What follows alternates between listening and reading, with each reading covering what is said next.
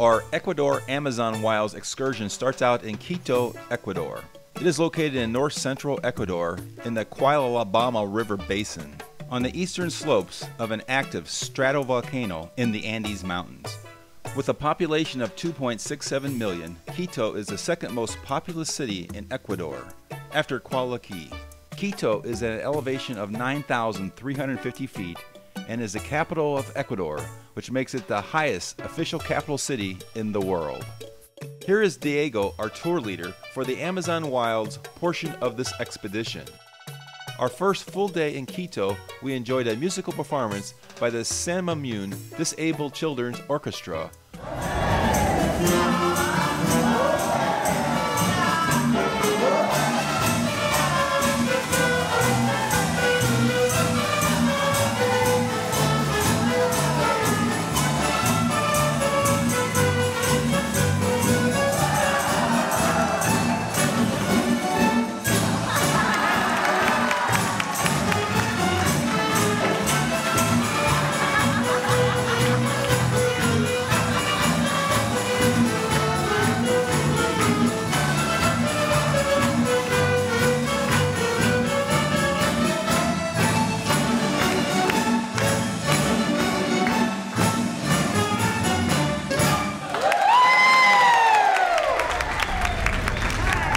The women in our group join in with the dancing.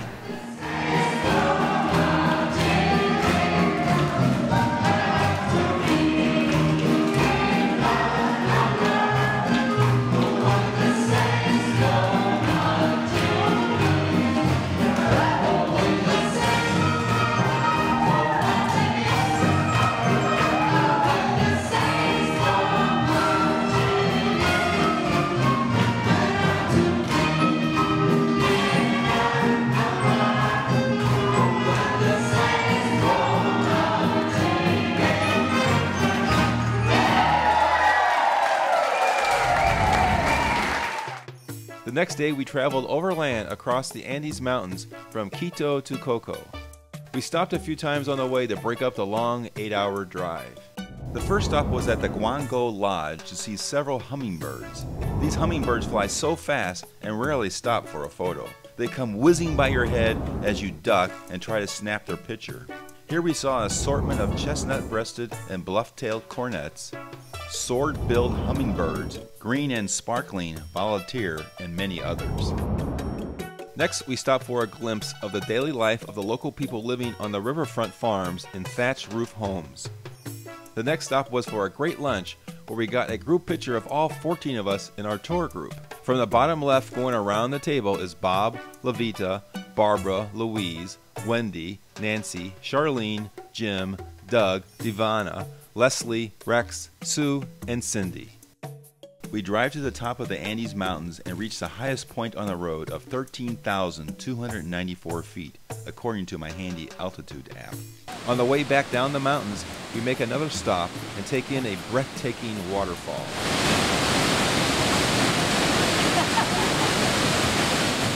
Finally, we reach Coca, a small town on the Napo River in the Amazon River watershed.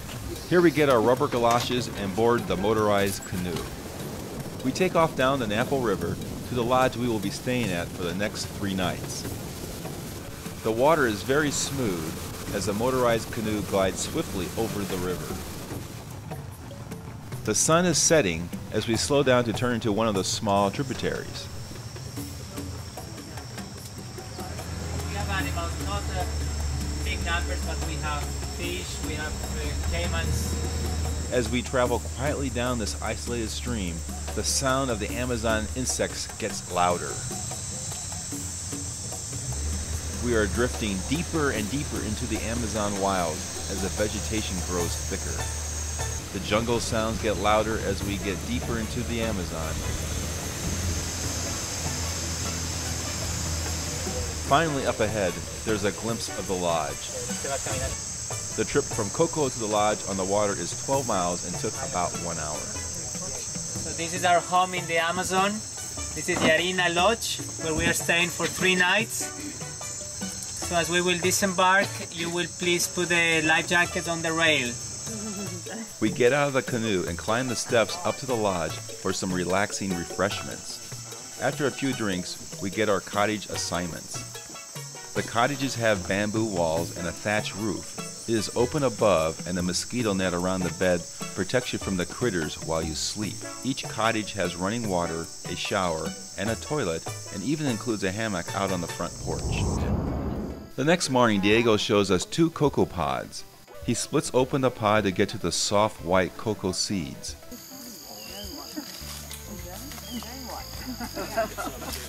Let's see your face expression, Sue. Sue sucks on the soft cocoa seeds and it has a slight chocolate taste. Later in the week, Diego shows us how to make chocolate sauce from these seeds. The soft cocoa seeds are left out to dry, then roasted. The cocoa bean is removed from the thin outer shell by hand. It is difficult to get the bean out without breaking the bean into many pieces. Then the bean and bean bits are put into a grinder to extract the cocoa oil. The bean and oil are hand grinded 3 times before it's ready to be chocolate sauce. We had it for dessert that night and it was very good on our ice cream. Next we visit a small school where a few kids sing their anthem.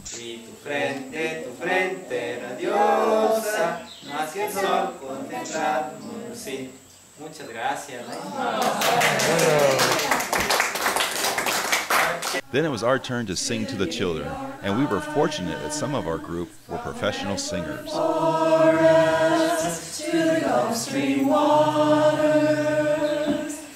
This land was made for you and me.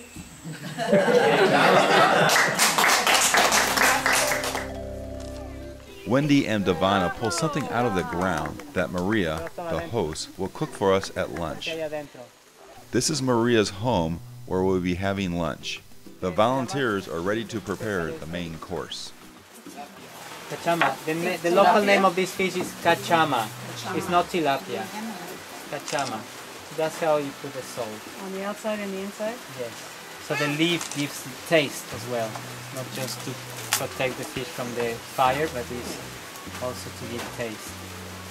The technique of cooking with the leaf, we call it maito.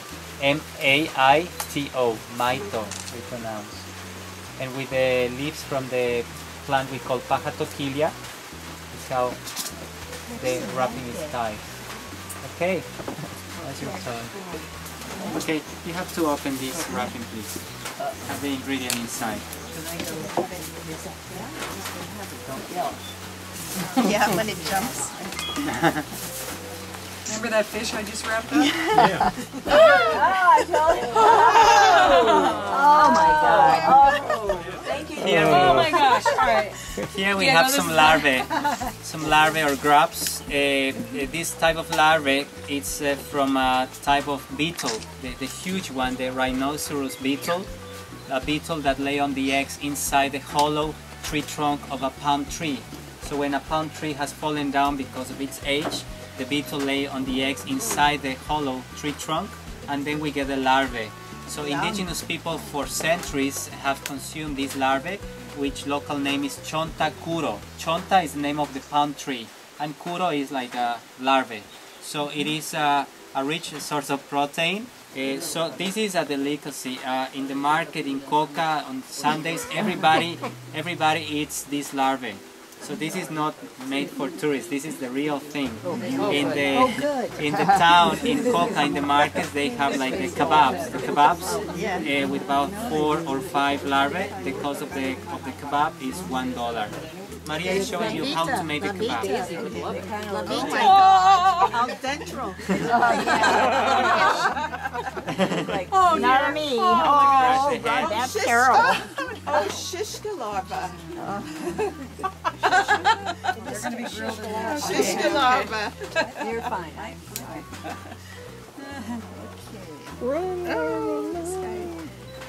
Oh my God, I didn't volunteer for that. All right, here we go. Don't think of it as Oh no, I anything. can't Yeah, do crush the head. I couldn't do that. And then from here. Just stand that. You just take pictures. I'm taking the photos here. You just keep going. You're a natural geographer. I can't kill him. Obviously, it doesn't bother me.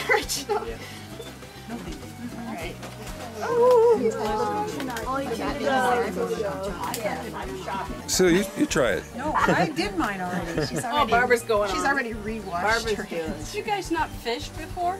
No. They're just giant think of them as giant earthworms. Kids are fish. Worms. You're those They're worms. crunchy. Oh my gosh. Would you? Well, once you get into it. Isn't it just like putting an earthworm on a fish? On a hook, I Except it's crunchy. You know, the head is crunchy. Yeah. Or whatever you call it. Excellent! Once more.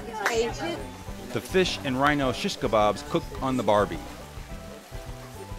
Here is our lunch on a leaf plate. So after watching the women prepare such a delightful meal, it is now time to enjoy it. Would you like some of this lemon? I really like the fish, but you gotta watch out for those bones. Now it is time to try the larvae. I first thought to just swallow it whole, but was pleasantly surprised that it tasted good, like steak fat. Oh, good. He went for two. Bob bravely gives it a go, I know, me too. and he likes it too. That's pretty darn good. Bacon. It's pretty darn good. Actually, it's more like steak fat fried. Would anybody else like to try the grub? The local name of this this tool, this weapon is pucuna, and the Spanish name is cerbatana. We call it as a blowpipe or blow gun, used by indigenous people, mostly in the past. It's made from the tree trunk of a palm tree called pambil. Pambil is very hard, that locals call it the iron wood. Houses like this one, Paulino's and Maria's house, it's made on stilts from that type of tree trunk, from the pambil palm tree. So we have here like two slices of wood carved inside with a channel. So two pieces are joined and sealed with a natural fiber, and then on the top we have like wax, which is from the bees. So it's how they seal, so there is no air. So that's how the shooting with the blow gun will be more effective. Blow gun, they would be able to reach the target that was at a distance of as far as 100 feet, up or straight down. Yeah. And here we have the matiri, is the container, which is a segment of the bamboo plant, and we have got inside the darts. In the forest, inside the forest, we have a type of palm tree, inayo. Se llama inayo? Inayo is the local name of that palm tree, where the leaves are quite hard, so it is the source of the material to make the darts from the hard bits of the palm leaves. So the darts are used with a blow gun. Here we have some piranha teeth used for sharpening the darts. So about 1 inch before the pointy end, they also make like a scratch, like a cut. So if the dart reaches the prey, like the monkey tries to take the dart out, but the segment of the dart will remain inside. So with the muscle paralyzer, the anesthetic, which is the effect of the curare, is how they could hunt the animal, like a peccary, or a capybara, or a monkey. So that is not poison, that is a muscle paralyzer. Curare, one of the most famous plants from the rainforest. 3 different ways of holding. Again, otra vez por favor. En esta forma. 1, Y así. 2, or 3. Y coger respiración fuerte. Very deep breath. Eso para aquí. And then one single, very short puff. Like, okay, now we have the shooting contest. So Jaime, he's the expert. He's going to show you how to do it and how to reach the target. The hibiscus flower, or a chicken behind. Yeah. Oh! I'm not following that. Wow. Right. And then you put Wow.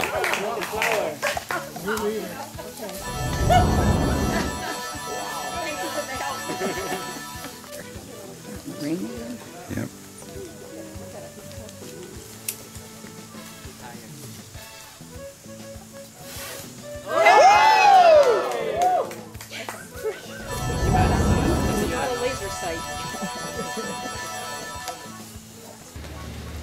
take another trip on the motorized canoe for more exploring. It is raining in the rainforest as we get out to hike along the trail.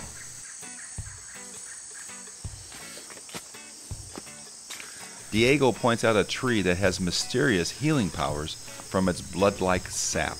Red sap, as external use, as I said, if you rub those red drops on the skin cut, that turns into a whitish creamy color. Looks like it's bleeding. Has anybody got a mosquito or insect bite? Yes. So please come here. Next we get into several small canoes as we visit a lagoon. In this lagoon there's a strange bird the Amazon natives call the stinky turkey because of the bad odor produced by the fermentation of leaves in the bird's crop. The actual name of this bird is a hortzin and has a unique digestive system similar to that of a cow with a front stomach or crop to break down the leafy material it eats. Diego is pointing out one in the tree ahead. The water in lake or stream. Oh, I see the Usually in the lower bushes,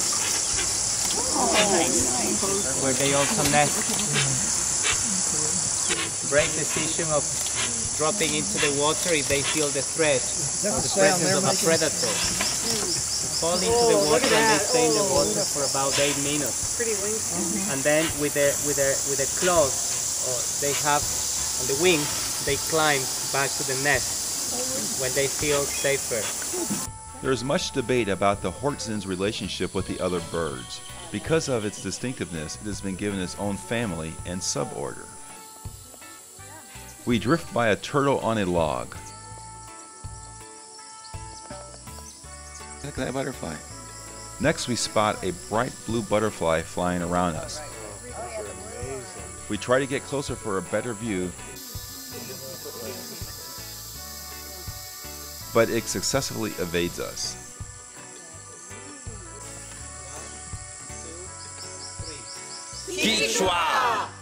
Diego has us yelling something to disturb the rhythm of a wasp nest in the trees above.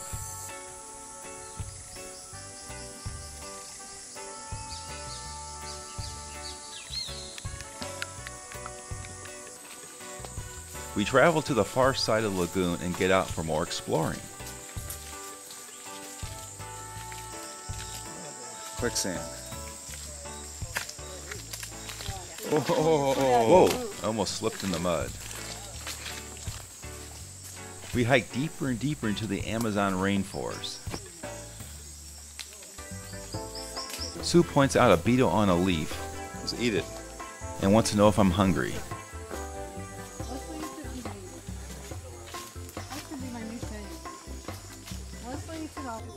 Diego spots some rodent tracks and tells us about them. Looks like a huge guinea pig. Yes, the largest, the world's largest rodent. Are they protected, did you say, or do people eat them? Or? All the wildlife in Ecuador is protected, but locally indigenous people eat capybara, peccaries.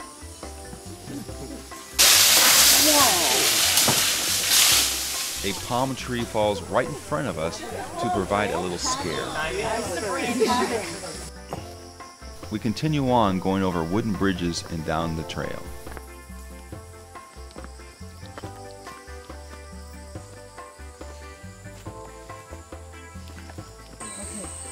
Up ahead there's a long line of ants carrying leaves. Diego stops to explain what we are seeing. So here we have the leafcutter ants. Leafcutter ants, and the ones we can see moving around are the workers.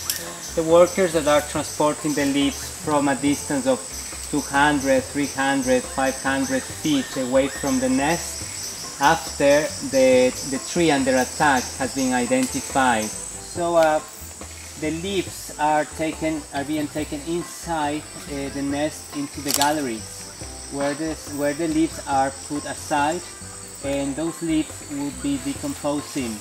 So from the decomposition of the leaf we get a kind of spongy layer. It's a type of fungi. A few years nests like this would be active, and the predators coming to feed on the ants are the ant eaters and the armadillos. So we have seen burrows, armadillo burrows around. Thing on the leaf. Those are not the lazy ones, but those are in charge of doing the job of cleaning the leaf on the way from the tree to the nest, so they will be clean enough to be put in the galleries. And it's also how the ants are protected by chasing the approaching wasps, because the one that is carrying the leaf cannot defend itself because it's using the mandibles to carry the leaves. The relation between the weight of the ant and the weight of the leaf is huge. So it is amazing how they can bring so much weight. We head on back to the motorized canoe that takes us back to the lodge for lunch. So we are back in the lodge. We are having lunch at 12:30. Okay, so in half an hour. We are not having larva this time. Pizza. Pizza, yeah. Larva pizza. We saw the monkeys yesterday. Yesterday afternoon we saw the monkeys. Oh yeah. Where were they? Yes, on in the wooden platform on that thing? with the banana. Here are the monkeys they were talking about.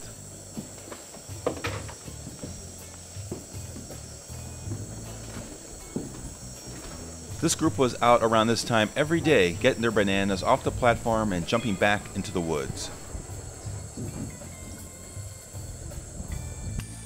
After lunch, we take another hike into the rainforest.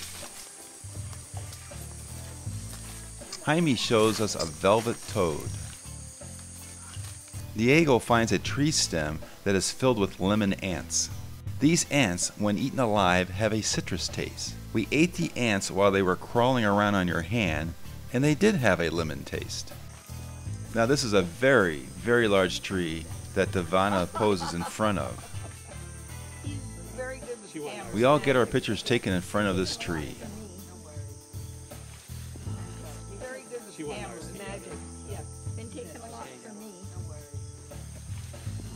We take that and we'll take this. That way they have to. Yeah. Jaime demonstrates a good luck ritual.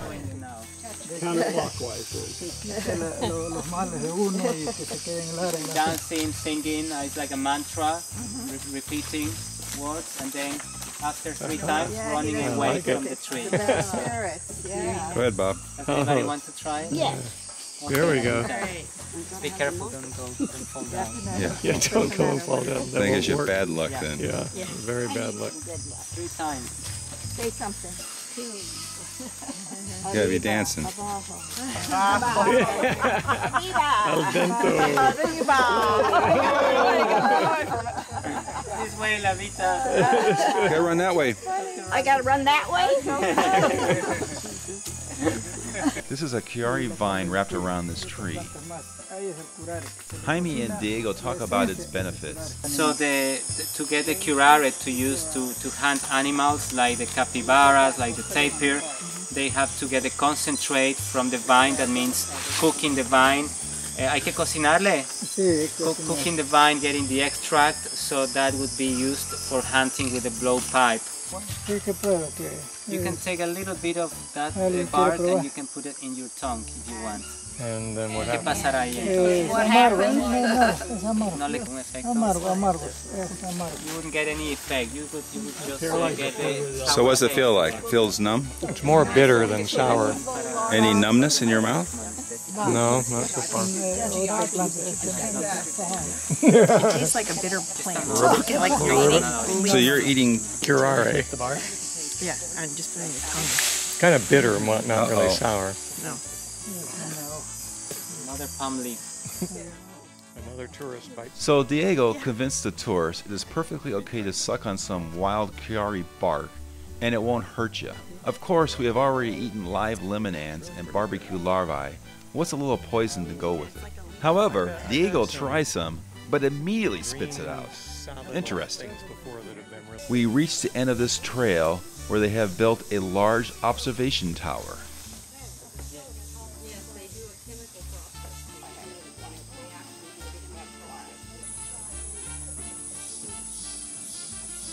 The view from above is quite good as I pan up and out to see the Napo River out in the distance. From here, you can see the top of the Amazon rainforest canopy.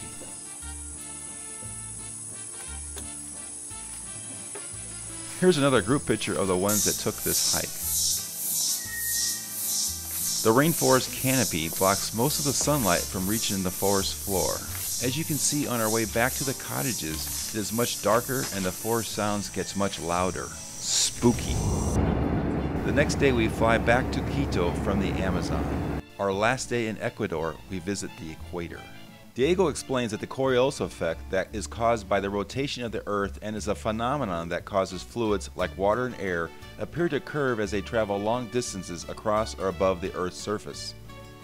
Note that the Coriolis effect is not a force, but simply an effect when an object with mass is set in motion from a rotating reference like Earth. In addition to the primary force that sets the object in motion, there is an angular force due to the object was also rotating from being on the Earth. The combination of the primary force and the Earth's angular velocity of the object causes it to be deflected to the right in the northern hemisphere and to the left in the southern hemisphere. At the equator, there is no side spin right or left, and as a result, no Coriolis effect. What happens on the equator? Forces join, so it's why we don't have hurricanes, for example, on the equator. We have no forces. So if you released water from a sink on the equator, you would see that the water goes straight down. We don't have the spinning. You have to go many miles away to the north or to the south, so you would get the spinning stronger and stronger. So that's why we have got here the experiment. We have got the sink, the still water. So I will very carefully remove the cap so I don't cause any force. So you will be able to see that the water goes straight down, okay? These leaves will be useful for you to see that the water is going straight down, and you may see a very weak spinning, but it is because of the wobbling of the earth. But anyway, the farther you go away from the equator, the faster the spinning is, okay? So let's have a look.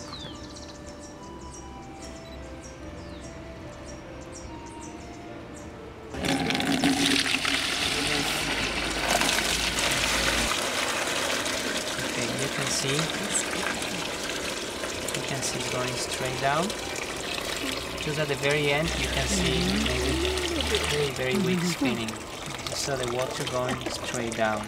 Next, Diego demonstrates that balancing a raw egg on a nail is easier at the equator because the fluid inside is not influenced by the Coriolis effect.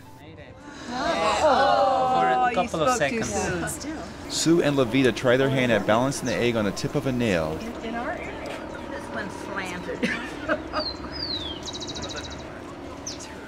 It only takes Sue a few seconds to get it balanced, and she wins the Equator Egg Balancing Contest. Note that these equator experiments are very interesting, but the Coriolis effect is extremely weak and would have no measurable influence on small systems like water draining from a sink or balancing an egg. Sue and I posed for a photo with one leg in each hemisphere. However, I noticed that my handy iPhone app doesn't show that we're really at the equator. Neither the present-day Equator Monument nor this Equator Museum that we are at now is at the real equator. The real equator, according to my iPhone, is out in the street in front of the museum about 103.6 meters north of where we're at. You can see from this view the relative distances from these landmarks. Note that the Equator Monument is 240 meters south of the real equator. This is all based on the World Geodetic System, which is a present-day standard for GPS navigation. My iPhone uses the latest WGS 84 standard that was revised in 2004 and is accurate within plus or minus 3 meters. The Ecuador Amazon Wilds exploration was an excellent adventure in discovering the indigenous animals and people in this tropical rainforest of the Amazon basin. This trip was made even better by our trip leader, Diego. His organization, frequent pleasant surprises, and making sure every one of us was getting the most out of this trip as possible made this a memorable experience.